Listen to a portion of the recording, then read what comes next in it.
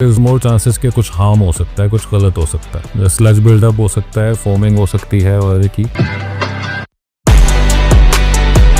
साकिब भाई, आजकल जो ऑयल्स आ रहे हैं उनमें प्री एडेड भी बहुत ज़्यादा एडिटिव्स होते हैं बेस ऑयल के ऊपर, और कुछ बाद में ऐड करने के लिए भी एडिटिव्स अवेलेबल है मार्केट में। सेरेटेक हो गया, मॉस2 हो गया, STP हो गया। प्री एडेड एडिटिव्स और जो बाद में डालने वाले एडिटिव्स हैं, कि क्यों डाले जाते हैं, इनके कुछ फ़वाइद होते हैं या इनके कुछ नुकसानात भी हो सकते हैं? खुरम भाई, मेरे ख्याल में ऑयल बनाने वाले को सबसे बेहतर पता होता है कि बेस ऑयल के ऊपर कौन कौन से एडिटिव यूज़ करके कौन सा बैलेंस और कौन सा करेक्टरिस्टिक, लॉन्गेविटी, जो भी है उस ऑब्जेक्टिव है, उसको कैसे अचीव किया जाएगा।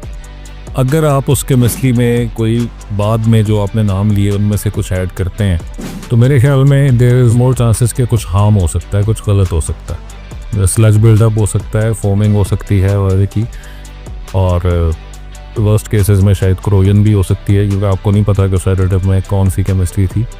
ऑक्सीडेशन बढ़ सकती है।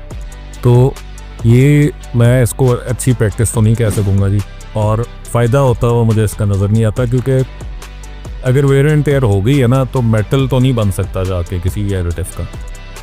तो if the engine has gone weak at some places, तो उसको ऑयल से शायद आप उस वीकनेस को कवर नहीं कर सकेंगे। तो इट इज़ नॉट रिकमेंडेड कि आप कोई बाद में एडिटिव्स ऐड करें। आप एक अच्छा ऑयल यूज़ करें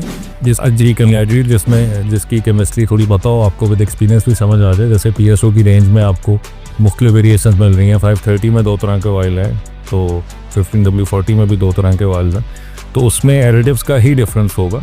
तो आप इस तरह का अपग्रेड कर लें, लेकिन कोई और एडिटिव ऐड करना मेरे ख्याल में फ़ायदेमंद नहीं होगा।